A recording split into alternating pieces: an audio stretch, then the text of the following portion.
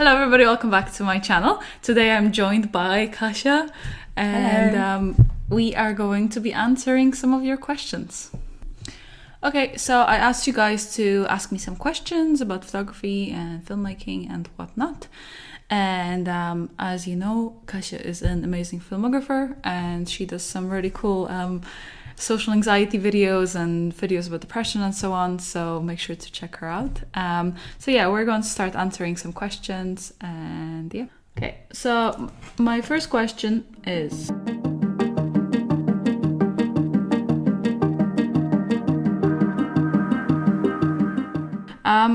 it's kind of a tricky question. It kind of depends on if you're shooting outdoors or if you're shooting indoors, because obviously with shooting indoors you have way more control with studio lighting and so on, so you can kind of decide on what's the happy medium. I don't like to overexpose my images, but I don't want to have any like heavy blacks on the model either.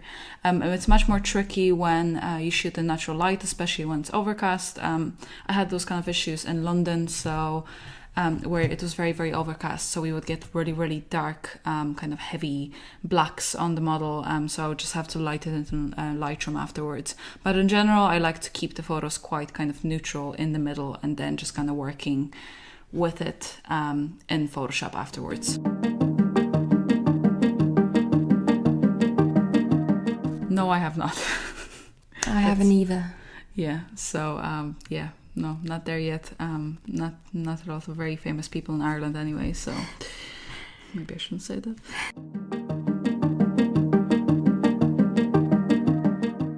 This is like such a beautiful and horrible question at the same time, because it's like there's so many possibilities. I mean, if you had infinite resources, like what would you do?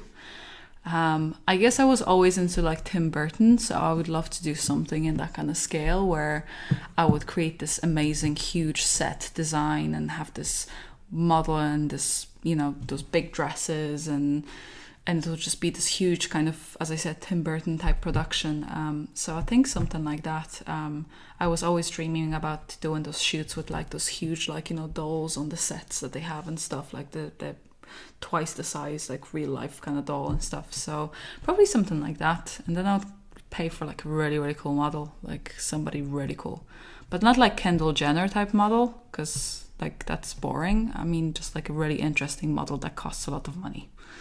So I think, what about you? I'm really into science fiction, and all of the science fiction films have huge budgets. So I'd probably hire... I don't think Leonardo DiCaprio really fits very well, but I'm in love with him, so I'd probably hire him. And I think I would do something, if anyone of you has seen Arrival or 2001: A Space Odyssey, I would probably do something like that. Fair enough.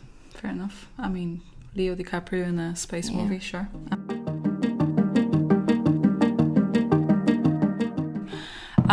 I've spoken about it a good few times. I think first thing first, I would get myself, or maybe find out what I want to do first, because I kind of started doing a lot of things and I wasn't really sure what I wanted.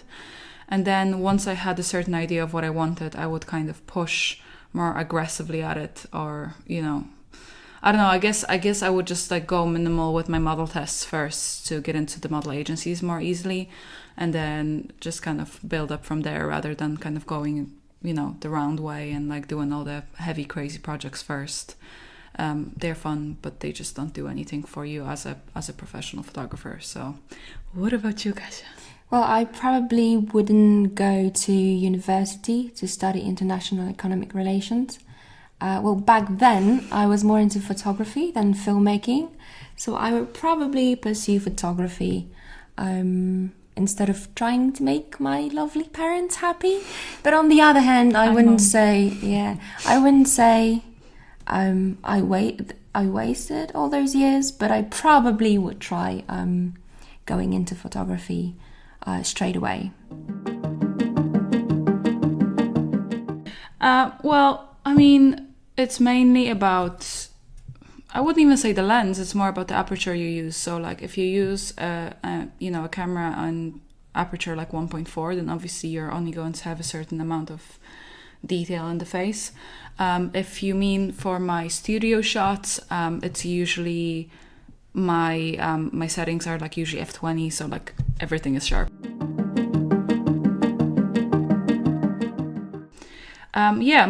My personal experience of balancing school and photography was quitting university. So it's probably not the best advice I could give you. Don't quit university, children. Stay in school. I think in general is when you are in school or in any kind of other institution or whatever, I think it's important to just kind of pick your battles. And if you are doing your own personal projects, just be very, very picky with what you select.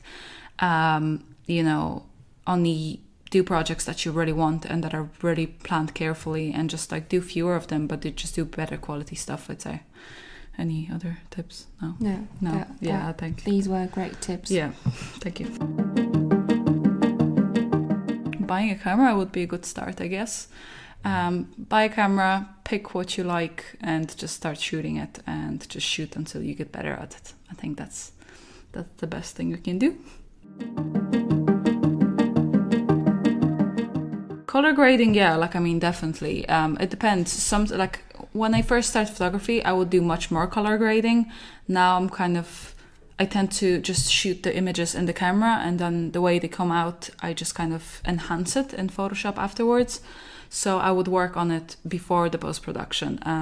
In post-production itself, I think the model's skin the most important to work on first. I think it's the major base for me. And then once I have the skin done, I work on everything else. How about you and color grading? Because it's completely different with video, obviously. Yeah, well, I actually do a lot of color grading afterwards, because the images I take straight out of the camera are really flat. And yeah, I think it's probably one of the most important parts of post-processing in film, because each color can give the scene a very different emotion. So if you want to bring across a very specific emotion, you have to use very specific colors. So there's a whole list of what emotions are linked to what colors. And I would also, if anyone is into filmmaking, and if you really care about the color palette, you have to think about the colors before you even start shooting. So if you take a look at my recent film about social anxiety, there's a lot of blues and yellows in the film, but I wouldn't be able to achieve the very same effect if the set design was not entirely blue and yellow, if the wardrobe was not entirely blue or yellow. So you have to think about it before you even film. And I think it's quite similar when you shoot. It's quite similar, yeah, with photography, because, especially if you shoot the likes of like swimwear and stuff, you obviously want it to look really warm and very sunny and this kind of stuff. So I'm definitely the same with kind of, you do kind of give the photo a certain mood. Like if you go very bluish and very cold, it can look more kind of like you're shooting at night and so on. So there's definitely ways to play with color. And it is definitely a vital part of an image, because it can completely change the mood of it. Now, the next question. How did I meet you? We met today.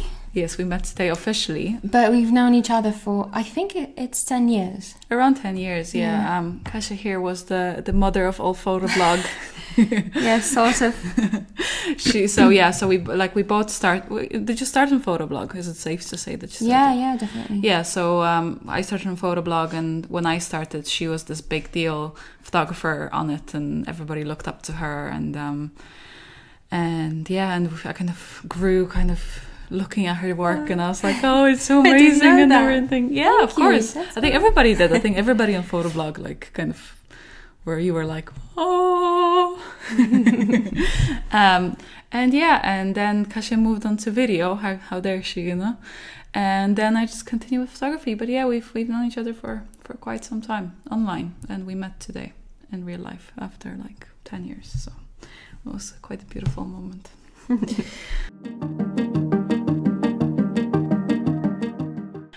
Definitely makeup, kudos to my makeup artist, Roy. But you can certainly do certain things with lighting as well, especially with studio, the way you light the face, especially if you use a beauty dish. It's quite a harsh kind of type of light.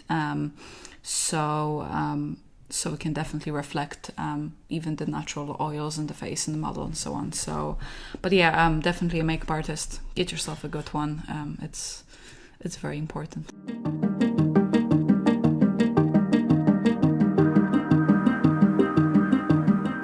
I think I'm probably more of a storyteller, and I just had to find a proper way to tell those stories. So at the very beginning, it was a writer, then it was an actress, then it was a photographer, and now I'm because that was my like a bonus question for you as well. Why did you decide to switch from photography to video? Like, did you have any moment in life, or did you have like a video opportunity where you were like, this is what I want to do instead? Or I wish my answer to this question was profound, but it's not. I just got bored of photography. I was so bored of doing the same thing all over again.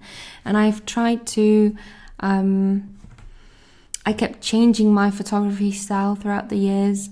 And it just, just one day I got bored. And then I decided I won't ever be as good as I want to be. So I can quit anyway.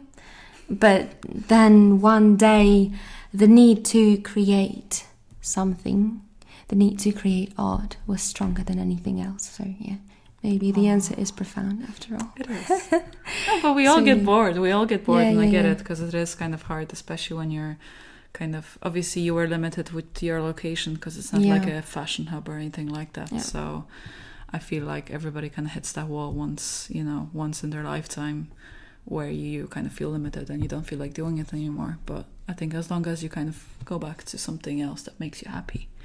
Yeah, but actually in the end, I got back to photography because I take pictures from time to time still, but it's a whole different style. It's because you want to do it, not because you have to do it. Yeah. It's like me and YouTube. So, it's like, I want to do YouTube. I don't have to do YouTube because it's more of as a hobby and something that I'm interested in, rather than just having to do it as your job every day. So. Yeah, I think a lot of people who try to start off on YouTube, they have a very specific goal. They want to be shareable, they want to be likable, they want to get as many views as they can, as many subscribers as they can. They basically want to make money off of YouTube. And yeah, I think we both do videos or photography because we want to, not because we want to be rich and famous. Well, that would be nice too, eventually. But one day, one day, maybe. Dying is struggling. No, but you're right. I agree. Okay, guys, I hope you enjoyed today's video. Make sure to check Kasia's part on her channel. I'll put it somewhere here or link it down below. If you did like this video, please give it a thumbs up. Please subscribe to my channel, and I'll see you next time.